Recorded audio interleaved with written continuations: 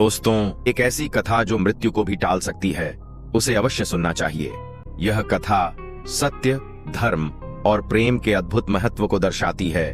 जो भी इस कहानी को सुनता है, उसके कोटि कोटि पाप भस्म हो जाते हैं।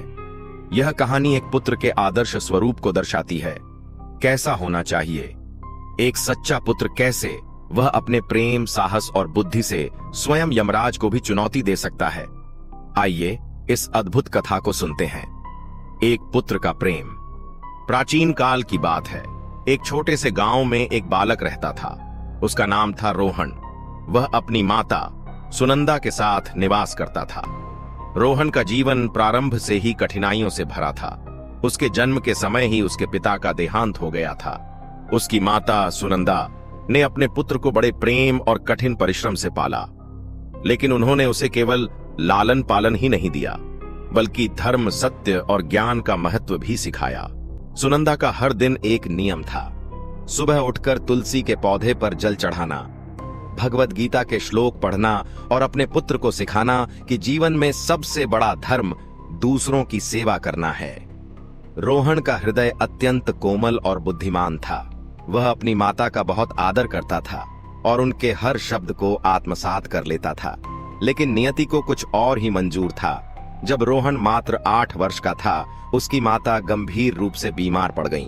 उसने अपनी मां के लिए हर संभव उपचार कराया, लेकिन उनकी हालत दिन ब दिन बिगड़ती गई। फिर वह भयावह दिन आया जब सुनंदा अपनी अंतिम सांसें गिन रही थीं। तभी वहां यमराज प्रकट हुए। उनका स्वर गंभीर और तेजस्वी था।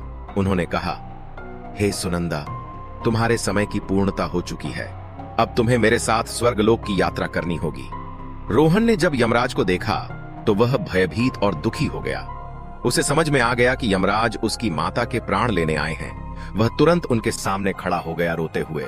उसने कहा, हे यमराज, आप मेरी माता को कहां ले जा रहे हैं? वे ही मेरी पूरी दुनिया हैं। मैं उनके बिना नहीं रह सकता। कृपया उन्हें न ले जाइए। यमराज ने गंभीर स्वर में उत्तर दिया, बालक, यह संसार नियमों से बंधा है। जन्म और मृत्यु अपरिहार्य हैं। यह सृष्टि का शाश्वत सत्य है। तुम्हारी माता ने अपना कर्म पूरा कर लिया है। अब उन्हें मेरे साथ चलना होगा। लेकिन रोहन इतनी आसानी से हार मानने वाला नहीं था। उसने हिम्मत जुटाकर कहा, हे यमराज, यदि मृत्यु ही सत्य है तो कृपया मुझे इस सत्य को समझने का अवसर दें। मैं आपसे कुछ प्रश्न पूछना चाहता हूं। यदि आप मेरे प्रश्नों का उत्तर दे सके तो मैं आपकी बात मान लूंगा। यमराज थोड़ी देर चुप रहे। उन्होंने देखा कि यह बालक असाधारण रूप से बुद्धिमान है और अपनी माता को बचाने के लिए अपने विवेक का सहारा ले रहा है। उन्होंने गंभीर स्वर में कहा, ठीक है बालक, पूछो। अपने प्रश्न। मुझे भी यह जानने की उत्सुकता है कि एक 8 वर्षीय बालक इतनी गहरी बातें कैसे समझ सकता है। बालक रोहन ने पहला प्रश्न पूछा, हे यमराज, वह क्या है जो बिना रुके चलता है, जिसे कोई रोक नहीं सकता और जो सभी को अपने साथ ले जाता है? यमराज जानते थे कि इसका उत्तर क्या है, लेकिन वे बालक की परीक्षा लेना चाहते थे, इसलिए उन्होंने मौन रहकर कहा, बालक, तुम ही बताओ, इसका उत्तर क्या है? रोहन ने कुछ क्षण सोचा और फिर उत्तर दिया, हे यमराज, यह समय है। समय ही वह शक्ति है जो बिना रुके निरंतर चलता रहता है। इसे न कोई राजा रोक सकता है, न कोई भिखारी समय, न किसी की प्रतीक्षा करता है, न किसी के लिए पीछे मुड़ता है। यह अपने नियमों से चलता है और सभी को अपनी गति में बांधकर साथ ले जाता है, चाहे कोई इसे समझे या न समझे। समय की धारा सदा प्रवाहित रहती है। समय न राजा को छोड़ता है, न भिक्षु को। यह बच्चों से लेकर वृद्धों तक सभी के जीवन को अपनी धारा में बहा ले जाता है। इसे न कोई बांध सकता है, न कोई मोड़ सकता है। और सबसे महत्वपूर्ण बात, समय हमें यह सिखाता है कि हर क्षण अनमोल है। जो इसे पहचानता है वही अपने जीवन को धन्य बना सकता है। यमराज बालक के उत्तर से अत्यंत प्रभावित हुए। उन्होंने सराहना करते हुए कहा, बालक, तुम्हारा ज्ञान अद्भुत है। अब पूछो अगला प्रश्न। रोहन मुस्कुराया और फिर दूसरा प्रश्न पूछा, हे यमराज, ऐसा क्या है जो सदा सत्य है फिर भी हर किसी को डराता है? क्या यमराज इस प्रश्न का उत्तर दे पाएंगे? क्या बालक रोहन अपनी माता को मृत्यु से बचा पाएगा? यमराज ने बालक से ही पूछा, बालक, तुम ही बताओ, वह क्या है? बालक ने उत्तर दिया, यह मृत्यु है। मृत्यु सदा सत्य है। यह सृष्टि का अटल नियम है जो जन्म लेता है वह एक दिन मृत्यु को प्राप्त होता है, चाहे वह राजा हो, रंक हो, ज्ञानी हो या साधारण व्यक्ति। मृत्यु सभी के लिए अपरिहार्य है, लेकिन यह सत्य इतना कठोर है कि इसे स्वीकार करने का साहस बहुत कम लोगों में होता है। मृत्यु के विषय में हर कोई जानता है, फिर भी इसे हर कोई भूलना चाहता है। जब तक जीवन में सुख और समृद्धि होती है तब तक कोई मृत्यु को याद नहीं करता, लेकिन जब मृत्यु का साया पास आता है तब हर व्यक्ति भयभीत हो उठता है। यह भय इसलिए है क्योंकि मृत्यु जीवन की समाप्ति नहीं बल्कि जीवन के कर्मों का लेखा जोखा है। मृत्यु हमें हमारे कर्मों का फल देती है। यही कारण है कि जो अपने कर्मों में सत्य और धर्म का पालन करते हैं वे मृत्यु से नहीं डरते, लेकिन जो अपने कर्मों से पथभ्रष्ट होते हैं वे इससे घबराते हैं। मृत्यु अटल है क्योंकि यह जीवन का सबसे बड़ा सत्य है, परंतु इसे समझने और स्वीकार करने के लिए आत्मा का विकास और सत्य का बोध आवश्यक है। मृत्यु केवल एक अंत नहीं बल्कि एक नई शुरुआत है जो आत्मा को उसके अगले कर्मों की यात्रा पर ले जाती है। यम का मुख और भी गहन हो गया। उन्होंने मन में सोचा, यह बालक अपने सत्य और प्रेम के बल पर मृत्यु के कठोर सत्य को भी स्वीकार कर चुका है। ऐसे ज्ञान और साहस की परीक्षा लेना मेरे लिए भी गौरव की बात है। बालक ने अगला प्रश्न पूछा, हे यमराज, एक ऐसा रिश्ता बताइए जो जन्म से शुरू होता है परंतु मृत्यु के बाद भी समाप्त नहीं होता। यमराज ने फिर से बालक को उत्तर देने के लिए कहा। बालक बोला, यह माता और पुत्र का रिश्ता है। माता का प्रेम पुत्र के जीवन की नींव है। यह रिश्ता केवल जन्म और मृत्यु का नहीं, यह आत्मा से जुड़ा हुआ है। यमराज बालक की बातों पर गंभीरता से विचार करने लगे और उसे अगला प्रश्न पूछने के लिए कहा। बालक ने अगली पहेली पूछी, हे यमराज, ऐसा क्या है जो दिखाई नहीं देता परंतु इसे हर कोई अनुभव करता है और इसके बिना कोई जीवित नहीं रह सकता। यमराज ने गंभीरता से बालक की ओर देखा और कहा, बताओ बालक, तुम्हारी इस पहेली का उत्तर क्या है? बालक ने उत्तर दिया, हे यमराज, यह प्रेम है। प्रेम वह शक्ति है जो दिखाई नहीं देती परंतु इसे हर कोई अपने भीतर अनुभव करता है। यह वह अदृश्य ऊर्जा है जो इस सृष्टि को जीवित रखती है। प्रेम को न देखा जा सकता है, न छुआ जा सकता है, लेकिन यह हर जीव के जीवन का आधार है। यह एक ऐसी अनुभूति है जो जन्म से लेकर मृत्यु तक हर व्यक्ति के साथ रहती है। माता का पुत्र के प्रति प्रेम इसका सबसे बड़ा उदाहरण है। मेरी माता ने मुझे इस दुनिया में जन्म दिया, लेकिन यह प्रेम ही था जिसने उन्हें मुझे पालने और संस्कार देने की शक्ति दी। उनका प्रेम न तो मुझे दिखाई देता है न मैं उसे छू सकता हूँ, परंतु मैं हर क्षण उसे अनुभव करता हूँ। उनकी आंखों में, उनके स्पर्श में और उनके शब्दों में। यदि इस संसार से प्रेम को हटा दिया जाए तो कुछ भी शेष नहीं रहेगा। प्रेम वह है जो हमें इंसान बनाता है, हमें जोड़ता है और हमें यह सिखाता है कि जीवन का वास्तविक अर्थ क्या है। यमराज ने मौन रहकर बालक के उत्तर को स्वीकार किया। उनके भीतर बालक के ज्ञान और उसकी माता के प्रति प्रेम के लिए आदर और भी गहरा हो गया। बालक के शब्दों ने उनके हृदय को छू लिया और वे अगली पहेली के लिए प्रतीक्षा करने लगे। फिर बालक ने अगला प्रश्न पूछा, हे यमराज, ऐसी कौन सी चीज है जो एक बार टूट जाए तो दोबारा पहले जैसी नहीं होती? यमराज ने बालक की ओर देखा और कहा, तुम ही बताओ बालक, वह क्या है? बालक बोला, यह विश्वास है। यदि विश्वास टूट जाए तो उसे दोबारा पाना अत्यंत कठिन होता है। माता और पुत्र के रिश्ते में विश्वास सबसे अहम होता है। माता अपने पुत्र पर यह विश्वास करती है कि वह उसकी दी हुई शिक्षाओं का पालन करेगा, उसके प्रेम और त्याग का सम्मान करेगा। इसी प्रकार पुत्र अपनी माता पर यह विश्वास करता है कि वह उसके हर सुख दुख में साथ देगी। यही विश्वास उनके रिश्ते को अटूट बनाता है। हे यमराज, विश्वास केवल रिश्तों तक सीमित नहीं है, यह जीवन का आधार है। यदि मनुष्य अपने ईश्वर पर, अपने धर्म पर या स्वयं पर विश्वास खो दे तो उसका जीवन अंधकारमय हो जाता है। यमराज ने इस सत्य को स्वीकार किया और बालक के ज्ञान की गहराई को महसूस किया। उन्होंने महसूस किया कि यह कोई साधारण बालक नहीं है।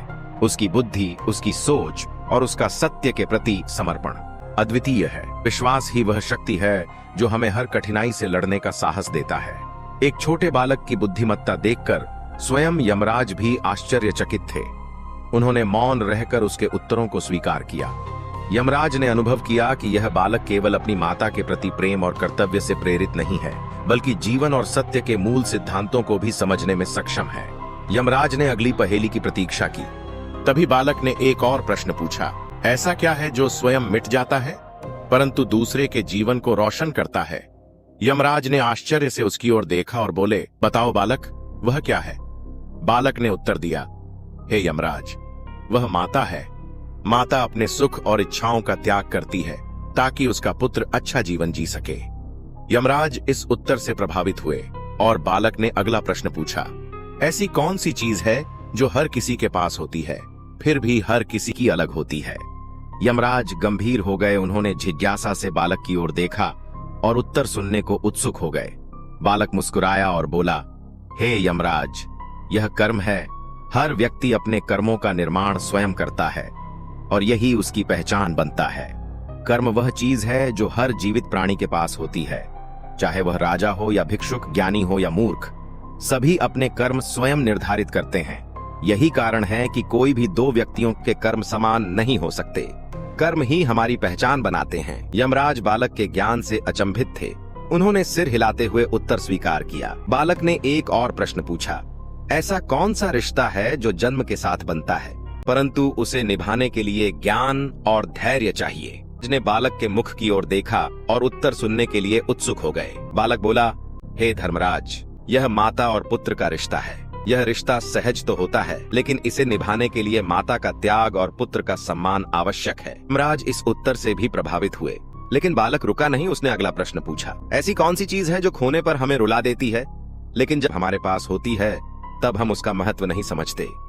बालक ने बिना रुके उत्तर दिया, हे यमराज, यह समय और माता का साथ है। जब माता हमारे पास होती है तो हम उसकी कद्र नहीं करते, लेकिन जब वह चली जाती है तब हमें उसका महत्व समझ आता है। यमराज मौन थे। बालक की हर बात गहरी थी, जीवन के सत्य को दर्शाती थी।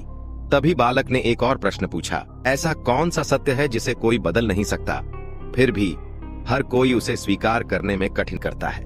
यमराज इसका उत्तर जानते थे, फिर भी उन्होंने कौतूहल से बालक की ओर देखा। बालक ने उत्तर दिया, हे यमराज, यह जन्म और मृत्यु का चक्र है। हर कोई जानता है कि जो जन्मा है उसे एक दिन अवश्य मरना है, लेकिन इसे स्वीकार करना कठिन होता है। यमराज इस बालक की बुद्धि और उसकी माता के प्रति अटूट प्रेम देखकर स्तब्ध थे। उन्होंने कहा, बालक, तुमने जीवन के गूढ़ रहस्यों को इतनी छोटी उम्र में समझ लिया है जिन्हें समझने में बड़े बड़े ऋषि मुनि भी समय लगाते हैं। बताओ, यह ज्ञान तुम्हें कहां से मिला? बालक ने विनम्रता से उत्तर दिया, यह मेरी माता की शिक्षा का परिणाम है। उन्होंने मुझे सत्य और धर्म का मार्ग दिखाया। कृपया उन्हें मेरे पास लौटा दीजिए, उनके बिना मेरा जीवन अंधकारमय हो जाएगा। यमराज ने अपनी गदा टेकते हुए कहा, बालक, मैं तुम्हारी माता के प्राण तो नहीं लौटा सकता, किंतु तुम्हारी ज्ञान की परीक्षा ने मुझे प्रभावित किया है, इसलिए मैं तुम्हें एक वरदान देने को तैयार हूँ। बालक का विश्वास और निडरता, उसका ज्ञान और सच्ची भक्ति, सब कुछ यमराज को भी सोचने पर विवश कर चुका था। अब आगे क्या होगा यह जानने के लिए देखते रहिए। यमराज ने कहा, परंतु याद रखना, यह वरदान धर्म और सत्य के मार्ग से हटकर नहीं होना चाहिए। हे यमराज, मैं आपसे कोई बड़ा वरदान नहीं मांगता, मुझे केवल यह वरदान दीजिए कि मेरी पूछी गई आखिरी पहेली का उत्तर सत्य हो जाए। यमराज ने कुछ क्षण विचार किया। उन्हें लगा कि बालक का यह वरदान हानिकारक नहीं होगा। उन्होंने कहा, तथास्तु, मैं तुम्हें यह वरदान देता हूं कि तुम्हारी अंतिम पहेली का उत्तर सत्य होगा। अब अपना अंतिम प्रश्न पूछो। रोहन ने अपनी माता की ओर देखा, फिर यमराज की ओर देखते हुए पूछा, हे यमराज, मेरी अंतिम पहेली यह है, क्या ऐसी कोई शक्ति है जो मृत्यु को भी हरा सकती है? यमराज ने गंभीर स्वर में कहा, इसका उत्तर तो तुम ही दो। बालक, यह तुम्हारी पहेली है। रोहन ने साहस भरे स्वर में उत्तर दिया, हाँ, ऐसी शक्ति है, और वह शक्ति है प्रेम, माता का पुत्र के प्रति प्रेम और पुत्र का माता के प्रति प्रेम। ऐसा अटूट बंधन है जो मृत्यु को भी पीछे हटने पर मजबूर कर सकता है। यमराज यह सुनकर चौंक गए। उन्होंने गहरी सोच में पड़कर कहा, बालक, तुम्हारा उत्तर अद्भुत है, लेकिन प्रेम को मृत्यु पर विजय कैसे प्राप्त हो सकती है? मृत्यु तो अटल सत्य है। रोहन ने स्पष्ट किया, हे यमराज, प्रेम की शक्ति इतनी प्रबल होती है कि वह असंभव को भी संभव बना सकती है। यदि प्रेम सच्चा हो तो वह संसार के हर नियम को झुका सकता है। मेरा अपनी माता के प्रति प्रेम और उनकी मेरे प्रति ममता मृत्यु के कठोर सत्य को भी झुका सकती है। आपने मुझे वरदान दिया है कि मेरी अंतिम पहेली का उत्तर सत्य होगा। अब मेरा यह उत्तर सत्य कर दिखाइए। यमराज गहरी उलझन में पड़ गए। उन्होंने सोचा, मैंने बालक को वरदान दे दिया है और अब मुझे उसका उत्तर सत्य करना होगा। यदि मैं उसकी माता को नहीं लौटाता तो यह मेरे अपने वचन का उल्लंघन होगा। अंततः यमराज ने कहा, हे बालक, तुम्हारे प्रेम और तुम्हारी बुद्धि ने मुझे परास्त कर दिया। मैं धर्म का पालन करता हूँ और अपने वचन से पीछे नहीं हट सकता। तुम्हारी माता की आत्मा तुम्हें लौटाता हूँ। यह प्रेम की विजय है। यमराज ने अपने शक्तिशाली त्रिशूल से एक ज्योति उत्पन्न की और सुनंदा की आत्मा को वापस उसके शरीर में प्रविष्ट कर दिया। सुनंदा ने धीरे धीरे आंखें खोली और अपने पुत्र को देखा। वह भावुक होकर आंसुओं से भर गईं और रोहन को गले लगा लिया। यमराज ने बालक से कहा, हे बालक, तुम्हारे प्रेम ने सिद्ध कर दिया कि सच्चा प्रेम मृत्यु से भी बड़ा है।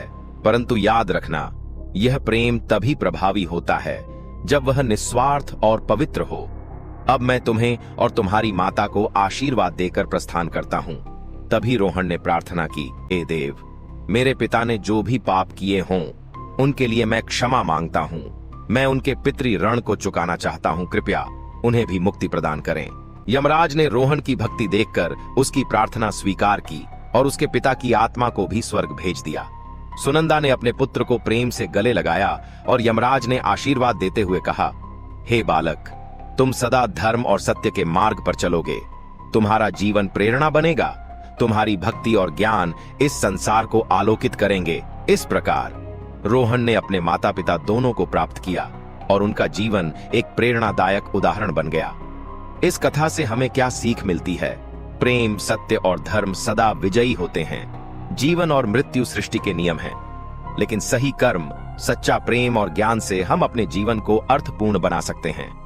अगर आपको यह कहानी पसंद आई हो तो कमेंट में जय श्री कृष्ण अवश्य लिखें। वीडियो को लाइक करें और चैनल को सब्सक्राइब करें ताकि आपको ऐसी ही प्रेरणादायक कथाएं मिलती रहें। धन्यवाद।